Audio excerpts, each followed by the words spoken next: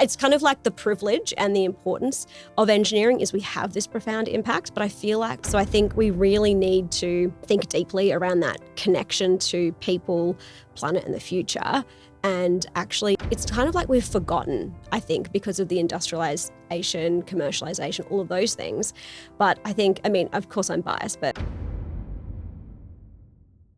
engineering has shaped almost everything around us, from the infrastructure we rely on to the systems that influence how we live and move.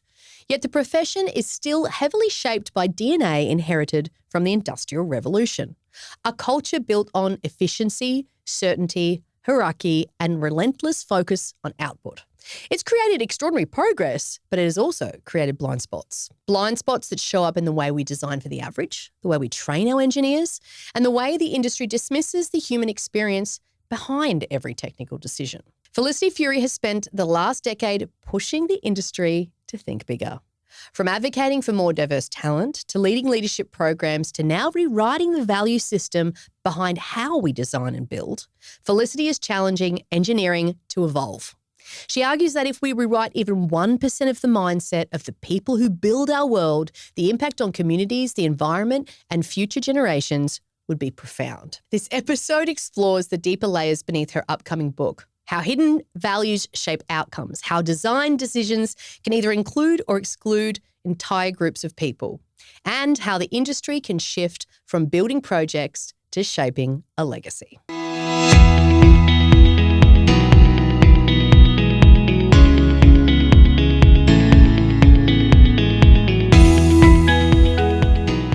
Welcome to the Building Doors podcast. I am excited to talk about the future of engineering. So I'm also excited to unpack some of the themes of your book. So Felicity, I feel like we've also become friends through work, but it's like business friends. Like the dynamic is cool because we can talk about kids and the work wives, but of running businesses. Because you've got to have your work wife, right? But then we run our own businesses. So I think it's kind of tricky. You're like my work wife for business. Yeah. Absolutely. I'm calling it. Yeah. Okay. I love it. Like you just proposed to me and yes, I will marry you.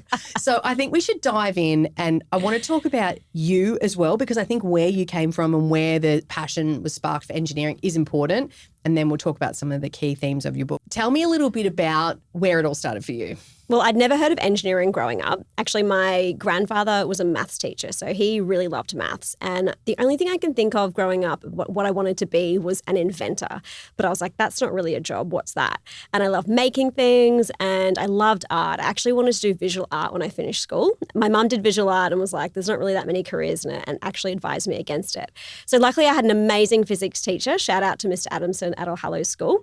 And he said, maybe you should think about engineering. And when I first looked it up, I thought, engineers do maths all day, like boring. Who wants to do that? And my impression of a good engineer was someone who sits down and does calculations all day. Like that's what I thought the job was. I also thought you had to be like epically smart, like an A+ student. And that wasn't me growing up. So it kind of sparked a curiosity in me. And then I actually put engineering as my 5th preference at uni. I put arts and science first so I could like ease into it, but got straight into engineering. So in some ways I was kind of stuck with it.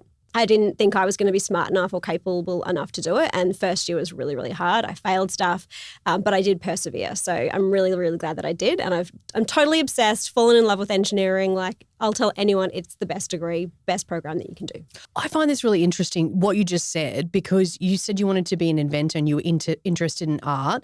You just uncovered an unconscious bias I had. My daughter literally said to me a few days ago, she went to a NAWIC event, met an engineer, and she was like, I think I want to be an engineer, but she said, I want to be an inventor and I love art. And as you just said that, it got me thinking, what are some of the biases that we have around engineering? Because I think with our young girls and stuff, because I did think, I won't lie, as soon as she said that, I was like, but she likes art. What is it about engineering? So I'd like you to explore a little bit of what are some of those biases and maybe if we're looking at the future, what are we going to need for engineering? So it's not all just maths and calculations. For sure. I think there's a lot of myths about engineers that we do the calculations and it is very technical. And for sure, there are certain careers in engineering that you do need to be technical. And I have to say, I'm not a details person, which as an engineer, I probably shouldn't admit.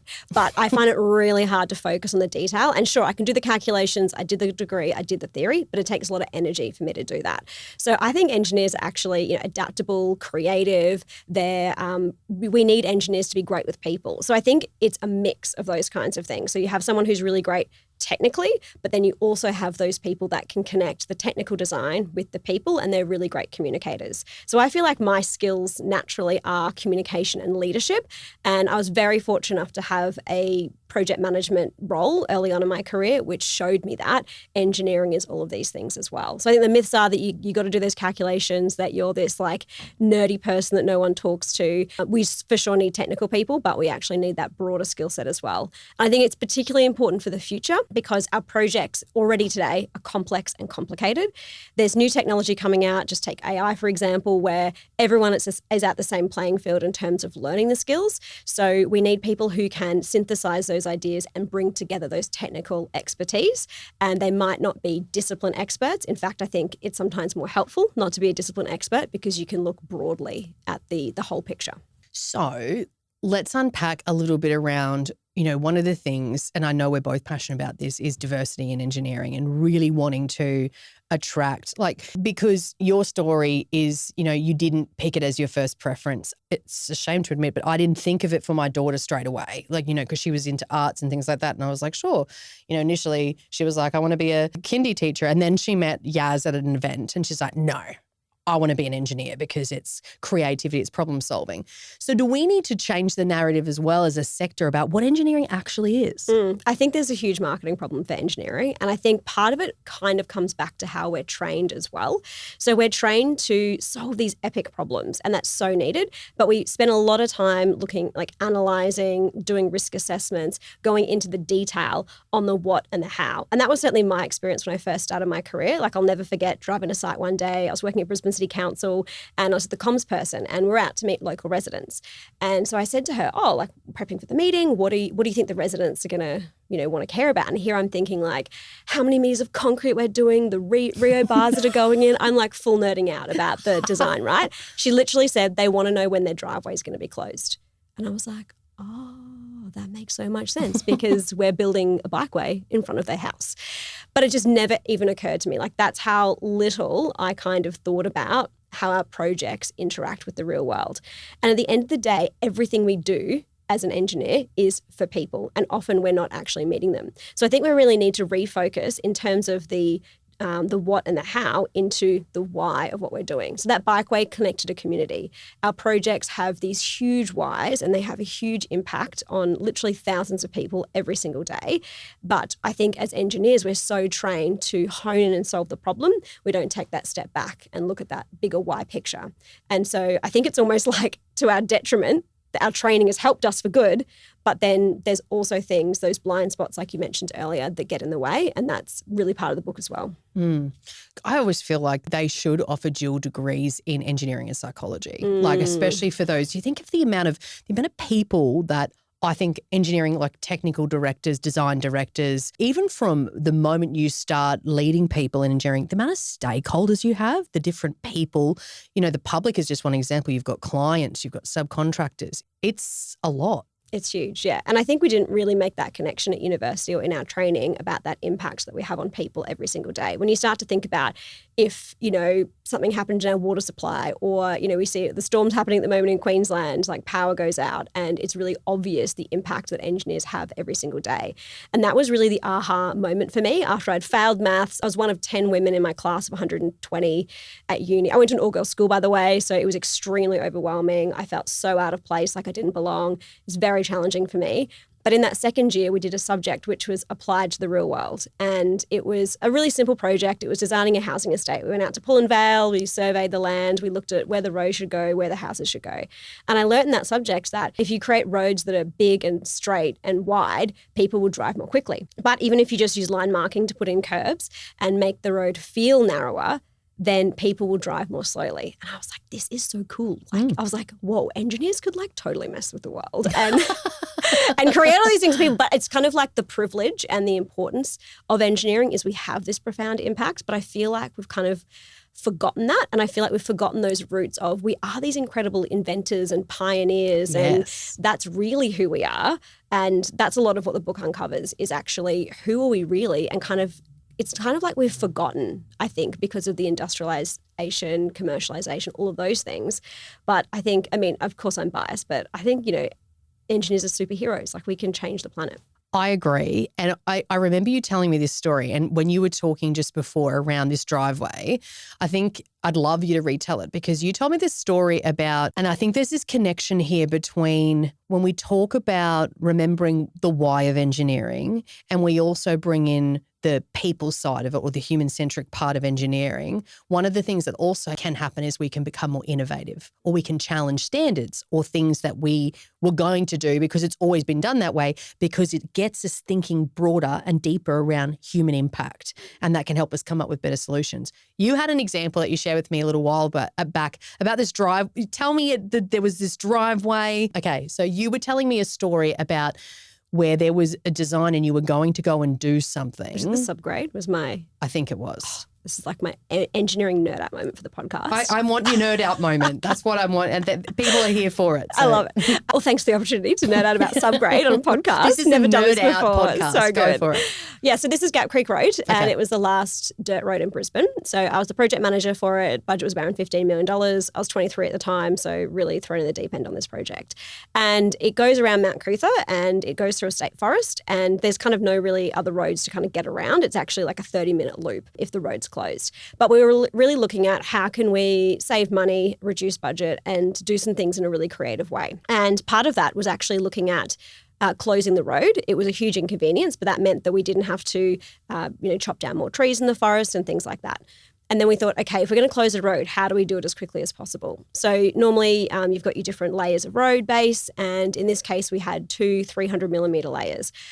You want to put the higher quality one close to the surface to create that better structure. And, you usually use cheaper material on the bottom. But instead, one of the team said, well, why don't we make it a layer that's 600 mil deep of the higher quality material? Now, automatically you think, higher quality material, that's going to be more expensive. But we actually saved a huge amount of money because that was instead of doing the 2 layers, we just did 1. So all of our testing got halved, the time to grade it got halved. There was a huge saving in that time there. And actually it was a better kind of more structurally sound result because we had that stronger base. So in the end, even though the material is more expensive, we saved so much in those labor costs. So I think there's lots of examples like that. Like I love the example for the A380 and the Rolls-Royce engines. I don't know if you've heard this one, but the Rolls-Royce engines, when they go in the A380, they actually form icicles at the end of the nose because of the cold conditions. And so they were going through all these examples of how do we heat the engine. They had like oil pumping around, which is really complicated and very expensive to maintain. They created this like heat sleeve.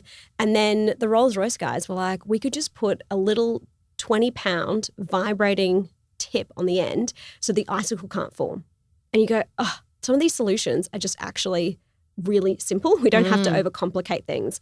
And I know I'm guilty of that, of going to this like U-Butte technical kind of solution, but actually it's about those simple things like 20 pounds is nothing for this, I don't even know how much A380 costs, but definitely millions of dollars. Could just be like a 20-pound solution. Okay, so what do you see as the future of engineering? Where are we going and what skills do we need to get there? I think a big missing, and this has come up a lot in the book from the research I've done, is that I feel like there are 3 lenses that are missing. So one is around well-being.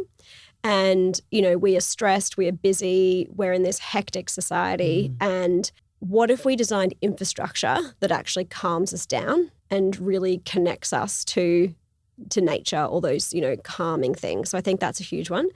Another one is the connection to country. And of course, Indigenous First Nations people are, so connected with this. I feel like this is a huge missing for us. We're kind of like designing on top of nature, not actually designing with it. And I was really impressed to see in writing the book, there are actually so many examples where people are doing regenerative engineering today, where they're taking these concrete causeways or drains like in Singapore and actually rewilding them, or in Europe where they've been, instead of doing the traditional here's the landscaping, they're actually using local plants, which reduces their maintenance. So it actually is saving money and it's a really good thing for the planet. And then I think the third lens is around legacy. And for me, that was something that wasn't really shown when we were in engineering. Like you might think CapEx costs, OpEx, but it wasn't really like, it was like, as a civil engineer, it was like, you build it, your job's done. We didn't really go into that maintenance and operation. And I think we're at an interesting time right now because we are at the end of design lives for a lot of pieces of infrastructure. So our job as engineers is going to be maintaining and operating them into the future. And I was fascinated to see in my research that there's actually a building in Seattle that has a 250-year design life. And I was like, wow, how did that get approved? Because, buildings might be like 50 years, like unheard of for 100 years. So there are some really amazing projects that are happening now. So I think we really need to think deeply around that connection to people, planet, and the future, and actually embed that into our engineering thinking and into our designs. Okay, I'm really interested in how we integrate with this calming sense of infrastructure. Tell me more about that. Like, what would that or could that look like from a design point of view? If we look at what's happening in Brisbane or set to happen to enable the Olympics over the next 10 years? Yeah. How could that work? I feel like there's lots of examples, which was so refreshing because I thought, is this even happening? And just to check out the book for more of the examples. But something simple like, housing affordability is a huge issue right now. And coming down from the Sunshine Coast here to Brisbane, there's lots of housing estates that you drive past. And it was crazy to hear that if you have these housing estates with no trees, the temperature can increase by 6 degrees in these housing estates. And I'm like, okay, I get the housing affordability crisis, but for real, are we actually designing stuff that are going to be worse off for people in that way? And I think a lot of it, and there's examples I've seen in Victoria where they build the housing estate and then there's like one road to get out and it's an absolute nightmare for people trying to get to work and get to school, and it creates all these problems. So I think thinking about it in that systems view is of course really, really important. But I was actually just thinking on the train on the way here, like these houses are single story. What if you made them double story? Obviously that's more expensive, and put some trees in, like that would just make such a difference. Just one thing of putting in those extra trees. So I think it's actually about those, how do we actually, see more of nature? How do we have spaces that are easy to interact with? So I was, just at QUT a few weeks ago, and there was a sign, and I was having another engineering nerd out moment where it was saying, city. I love your engineering nerd out moments. They happen on the daily for me, so just good. in life. So it was a sign. It was like, city that way, city 2 kilometres, and it was like New Farm Park 2 kilometres. And then there was a third sign on the same pole that said QUT boardwalk. And I was like, that is actually super confusing because I'm at QUT. So this sign looks like it's saying QUT is that way. Now, if I was late for a job interview or I was new to the city, I'd be like, what the heck is going on? I can't and you stress out. Like, it sounds like such a tiny, tiny thing to remove the letters QUT, but it would make that sign make more sense. So I feel like there's all these like tiny little things that happen just every day that we just almost don't even think about it because we're just getting on with the design. So I think it actually starts from the very beginning of projects and looking at what are those values that we want to embed and coming from that value-based perspective. Okay, you've got me thinking as well about the link between, I'm going to have a nerd out moment with you, because so here's the catalyst or the thing we want to think about by the way we build teams and grow teams to get those wellbeing outcomes. So, and I know this for a fact, in design at the moment and in some of the major projects, the very people designing the infrastructure that we want to reduce stress and reduce mental load are experiencing mental load and stress themselves. And you and I both know from a cognitive perspective that when your amygdala is flooded, when you are stressed, it is really hard to engage your prefrontal cortex and think about some of the stuff that is really important in your job because you just don't have time. You know what it's like, we're both working mums with young kids and things like that and running a business, and sometimes we both experience you need to step away from that to get your thinking in the right zone, in the right space. So what do we then need to think of for the future of engineering, not just in what the engineers are doing, but then how we're enabling them to get to that space in the way we design our teams and our projects to deliver this work? Yeah, there's a lot in there, and I think cognitive load is a huge one, which you've identified. And I've had personal experience with burnout multiple times, and I feel like this is the first year, and as you know my story, taking time off to spend more time with the kids, to literally reconnect to nature. Even just something simple like going and work on my back deck and watching the birds has just been like such a profound difference for me. So I think there's a lot of different areas that we can focus on. It's things like psychological safety in the workplace. There's the cultures within our organizations. And I think we are in this society where it's, you've got your notifications going off like a gazillion times a day. I'm totally addicted to my phone, all of those kind of, those micro things. So I think it's even looking for yourself of what are those values and what's really important, and you got to have some hard conversations with yourself. Like, it's had me really think, even just through writing this book, around what are those values that are really important to me. And for me, it actually has been my kids, and I am self-confessed workaholic, and I've taken time. It's funny, I've worked less this year, but I feel like I've been more connected to my work and produced way better outcomes because I've actually worked less, which my engineering brain is like, that seems counterintuitive. But I think often we think about these efficiencies and productivity, but it's actually those pausing moments to reduce that cognitive load can have you think so much better. Like, I can't even listen to music sometimes because I'm like really reflecting, how does my body and my nervous system feel? Like, feelings, not a thing for me when I was an engineer. Like, I had a boss. I remember my last corporate role, my first day, he said, "How are you feeling?" And I was like, "Yep, I'm great. I've got my plan. I've got my spreadsheet." And he was like, "Whoa. Like, how are you feeling?" And I was like, oh, he like actually wants me to like tune into my feelings. And I was so disconnected from that. And I'd never had a boss at that point. It was like, 15 years into my career. I can't recall having a boss like genuinely stopping me and being like, "No, how are you feeling?"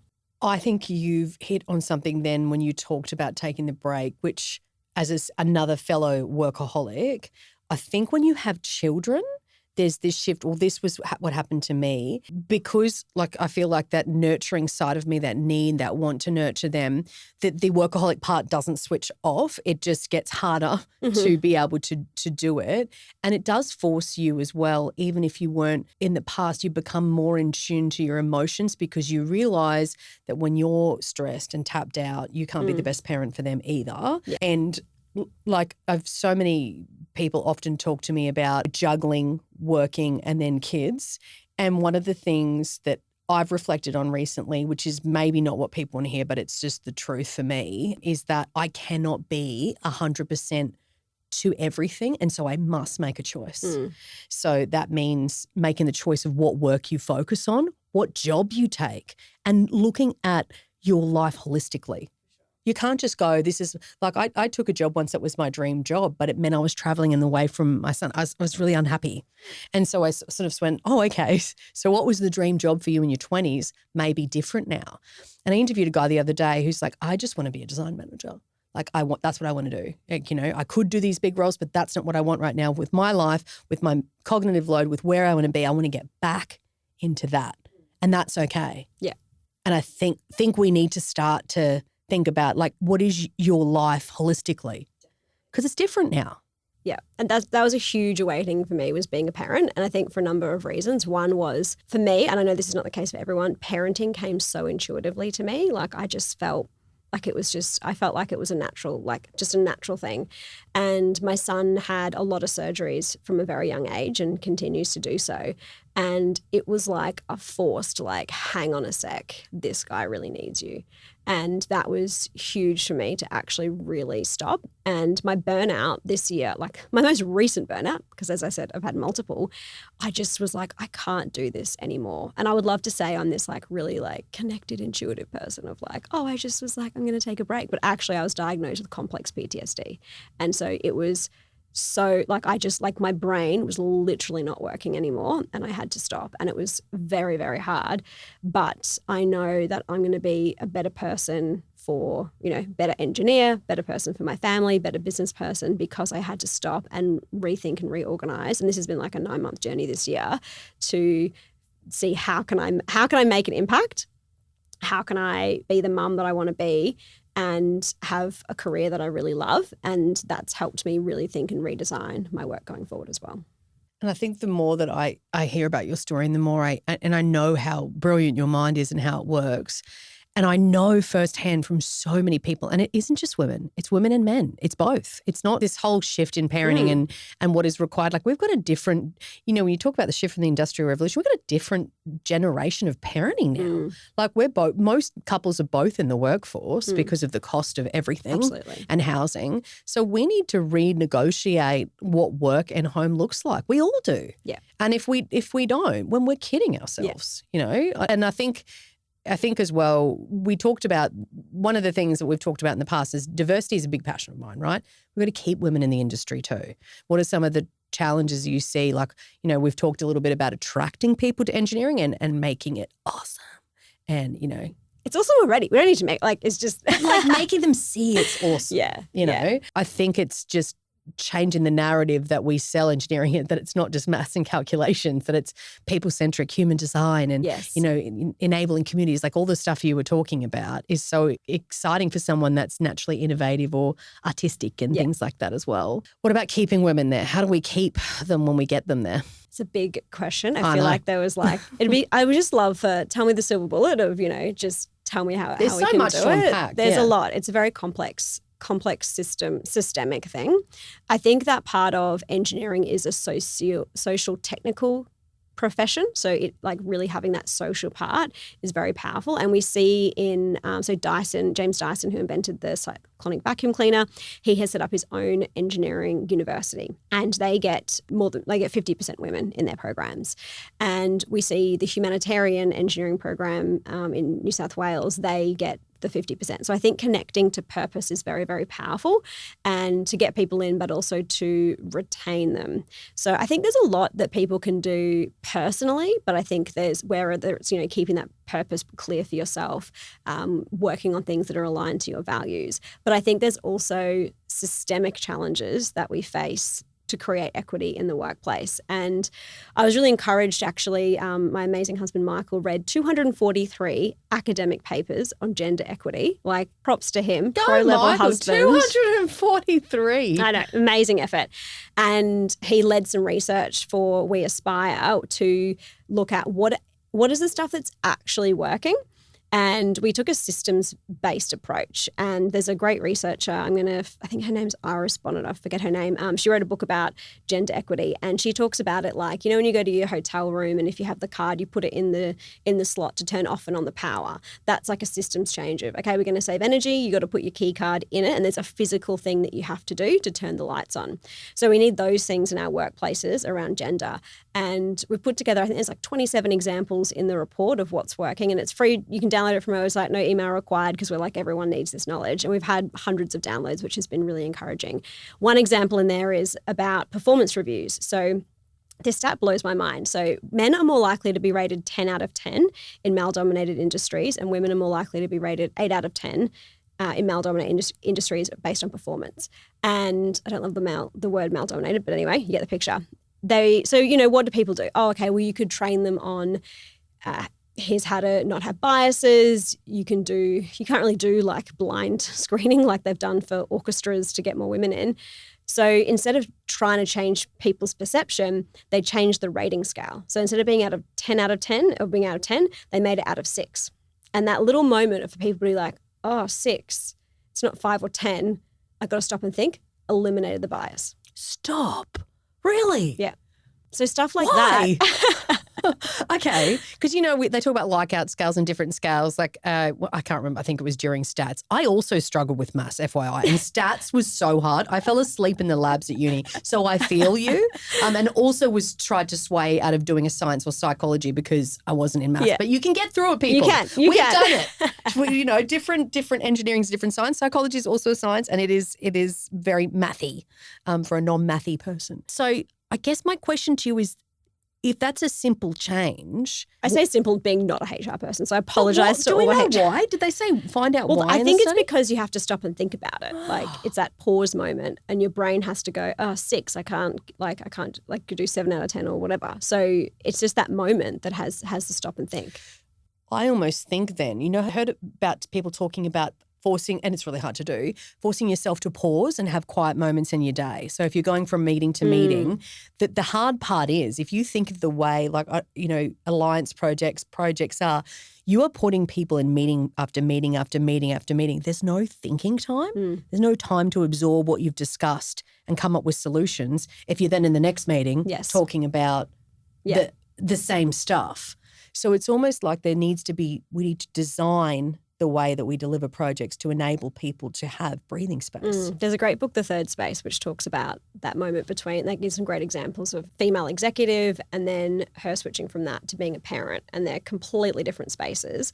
And so having that little pause in between, and that's something I've definitely adopted, and it can be something simple as turning a door handle. I feel like that's a really good physical trigger for me to stop and pause. And I found that so much more recently that I've been spending time in nature. I just can't spend the time on the screen all day. And so I have to really prioritize, okay, here's my screen time, here's my thinking time. I'm going to go for a walk, I'm going to go do yoga to switch off my brain. And then the times are more effective. I mean, there's so much research on it around the effectiveness. You could even have like an hour a day where there's not allowed to be any meetings. No one can hold them at work. That is pure thinking time, and everyone has to do it. I don't know. Like there's the CEOs I speak to do it. Like they literally do that. Like they will have that blocked out thinking time. And yeah, I've got it in my schedule as well. It's great. Block out thinking time. I might just give it a go. Take yourself for a coffee. It's a social experiment. So what are some of the other things that you've learned through writing the book that blew your mind? Because I know you've told me bits and pieces over the time, but I would love to know what some of the things that when you were researching challenged your thinking even. There was a lot actually, which I had the concept for it and the framework, and I feel like I've been talking about this for, over a decade in just the work that I've been doing.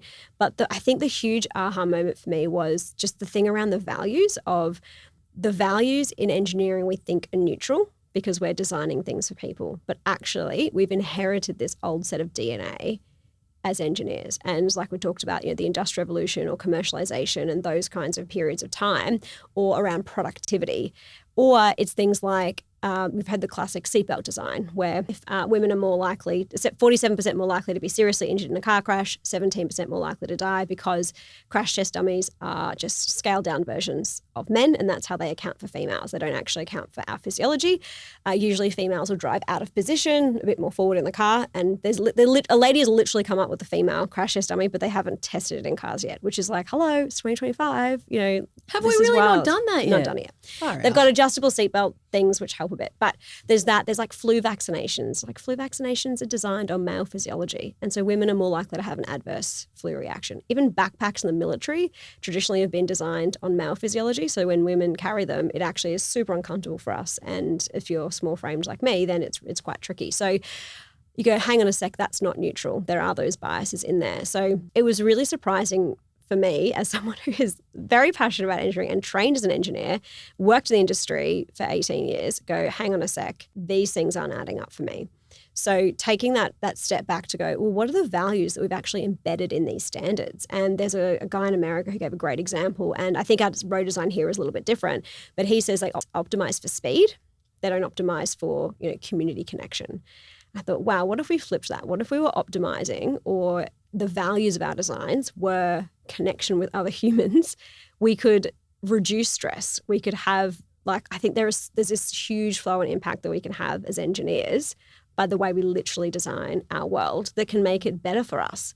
So that was huge to me, and just thinking, it's not saying chuck out what we've done, because obviously there's some fantastic things about our world and engineers are responsible for a lot of them. I think it's almost like an update, or let's just pause for a minute and just really think this through of what values are we continuing to embed over and over again, and we could tweak them. And the other big part of the book for me has been there are so many projects doing it. It's not this futuristic, mythical thing. It actually can happen. And it can be something as simple I'll give you two examples. One is, as an architect from the UK, Alistair Pavin is his name. He did a TEDx talk, and this company came to him and said, hey, it's a school. They said, it's chaos. It's this old heritage building. We've got all of these kids trying to move around and we're at capacity. We need you to completely redesign the building.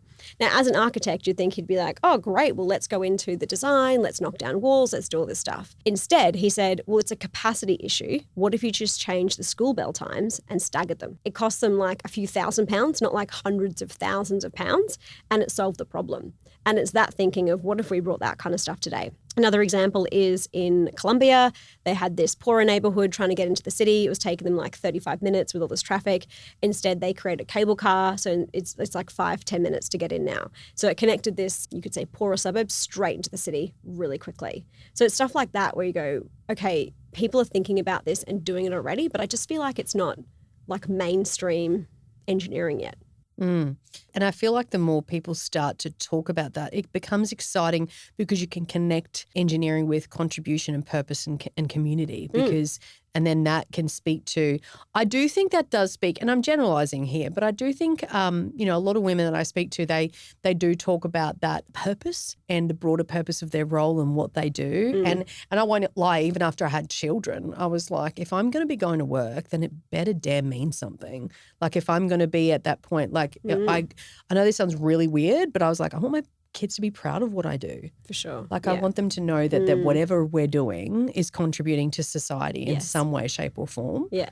And I think that's something, but we also need to look at like simple things like you talk about like little tweaks and things like that, like the hotel card to start power. Other things like just daycare not being open for people to be, women to be at pre-starts. There's just little simple things like that. There's things that just we need to start challenging. Why do pre-starts have to be super early that women can't, drop the kids off at daycare and come? Why do we have to work these rigid hours and schedules? Why do we have in the specs that certain roles need to be based on site? Like there's so much. When you start thinking, you could just go, I think we just need to be open to changing and challenging. Yeah. I think it's kind of like, we're just kind of wound up here. And this book has been a really helpful pause for me to go, we could do it better. And it doesn't have to be like crazy stuff. It could just be really simple things. And one thing that I keep thinking in my mind is I read, Arrow has this great report on regenerative engineering, which I talk about in the book. And they quoted this poem and it says, it was about climate change. And it said, what did you do once you knew?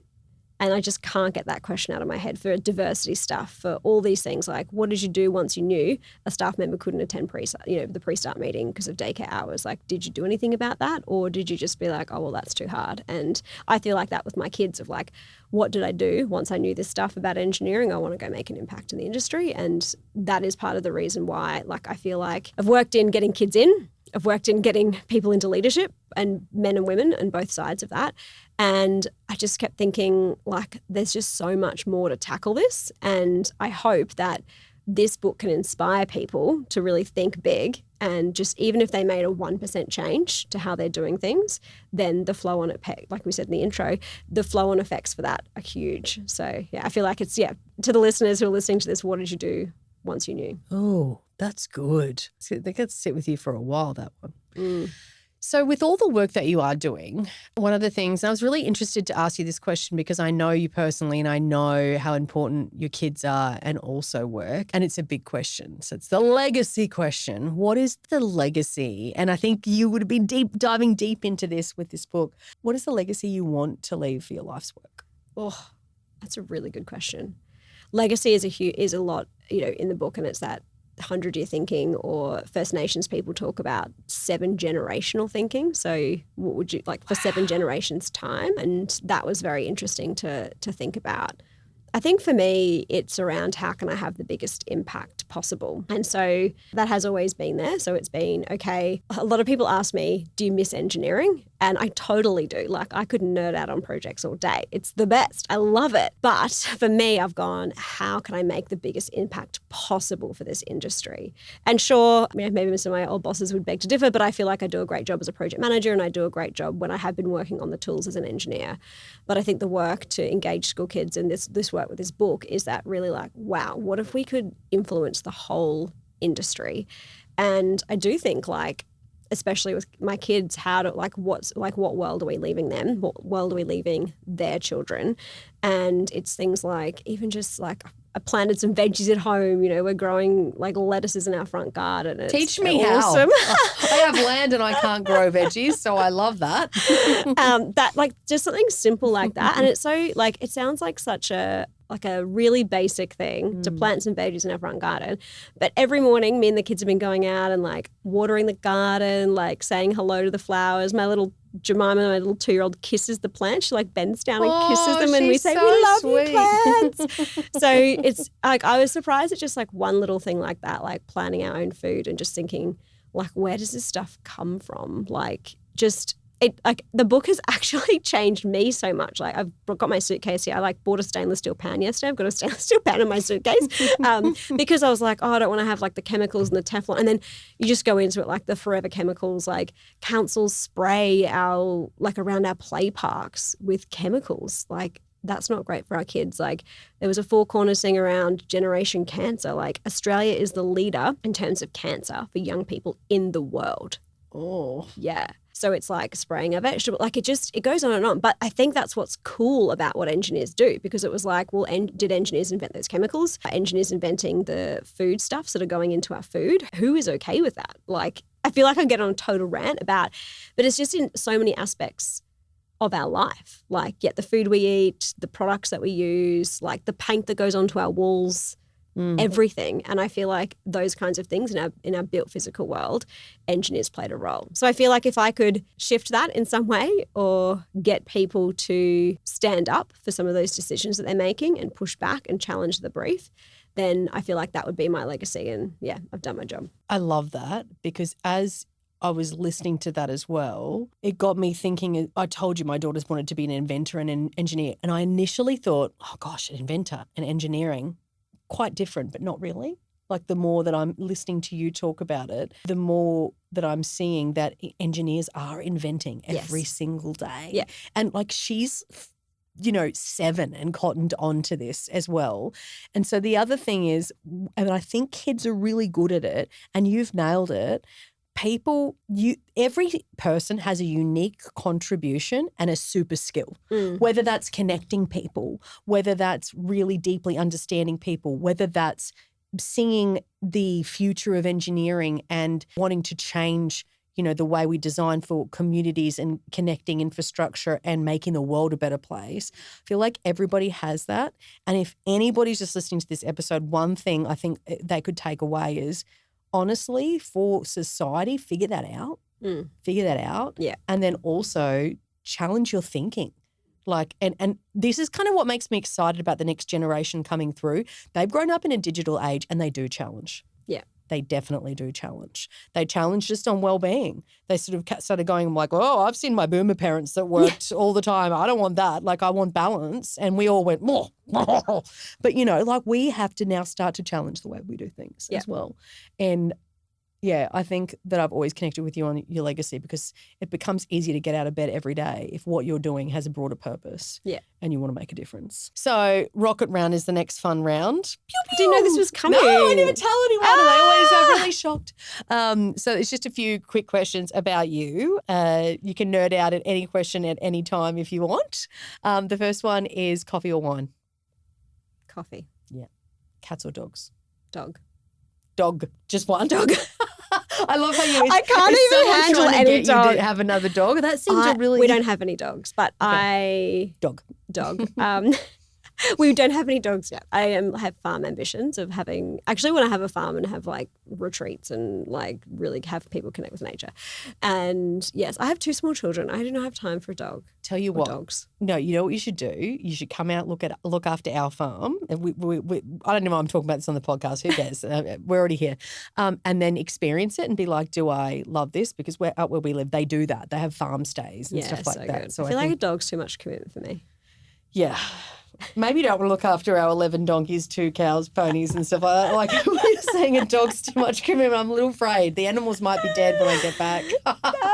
No, it's just the travel, because traveling for work and all that kind of stuff. And again, it's designing your lifestyle, finding those ways of connecting with nature by having I think it might be better for you to have a fruit and veg garden than donkeys. Like it's all about what works in your life. And favourite holiday destination? Ooh, Bright in Victoria in the Alpine region. Yeah. Mm-hmm. I live on the Sunshine Coast, so it's kind of like when you live there.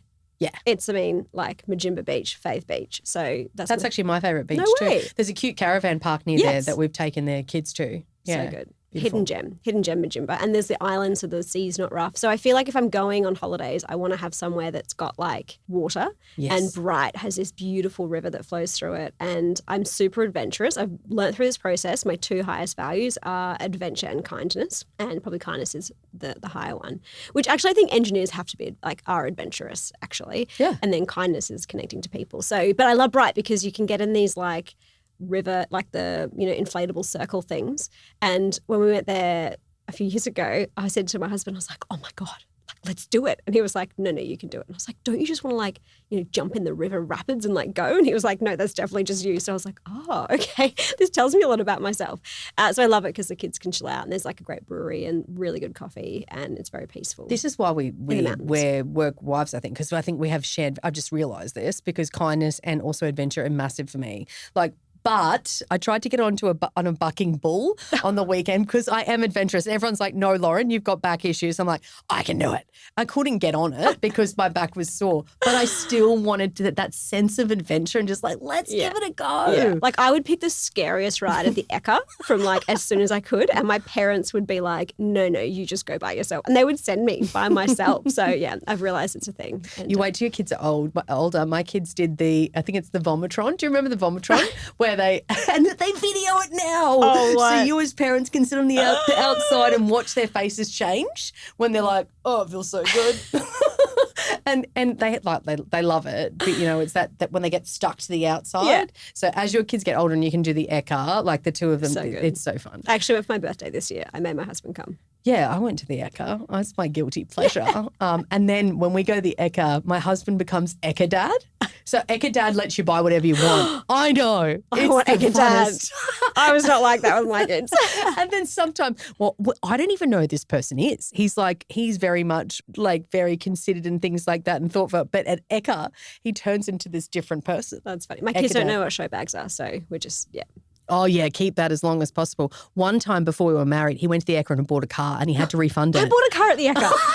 I'm serious. I like Ekka Dads. But I needed a car and it was a good deal. And I bought a Hyundai Getz. It was like my first car. Well, I was actually like doing it for council as like a community stand and then I bought a car. Okay, all right. It's a thing. It was a great deal. It's like it was probably, there are generally good deals there. I need to meet your husband. Yeah, you guys will get along. Well, you'll really get along with Ekka Dad by the sound of it. And what podcasts do you listen to? Oh, I do a bit of a Diary of a CEO I've done podcast. That. Went a bit weird on the medical side for a little bit, but is it back? I feel like it's got its like comes and goes. Yeah. So I selectively listen to that. You've got your own. Give it a plug. Promoted podcast. And there's also going to be a podcast coming with the book. Yep. So I'm going to interview people from these case studies around the future of engineering, which is really cool. So yeah, any engineers listening out there or people working on projects, you got some cool projects that are aligned to this stuff, let me know. We've got plenty of those. Yes. So that'd be great. Yeah. So yeah, that'll be coming out in early 2026 as well. Yeah. And what makes you feel like you're home?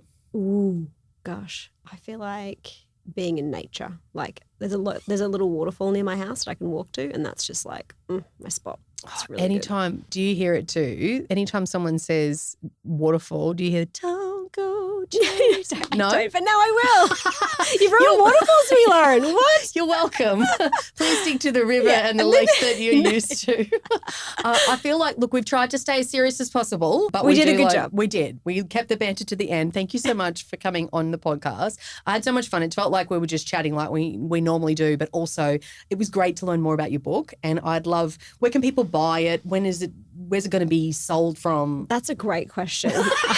You can go to my website, felicityfurey.com, and all the information will be there. Yeah. Yeah. And Amazon, you know, the usual. Yeah. And they can also find your website. And then how do people connect with you if they want to learn more about being involved? LinkedIn is my place where I say the things. And then, on the website, you can sign up to the newsletter, get updates, all that kind of stuff. So there'll be some events coming out with the book as well. So check out that. Awesome. Thanks for coming on. Thanks for having me. As always, like, share, subscribe. It is Friday.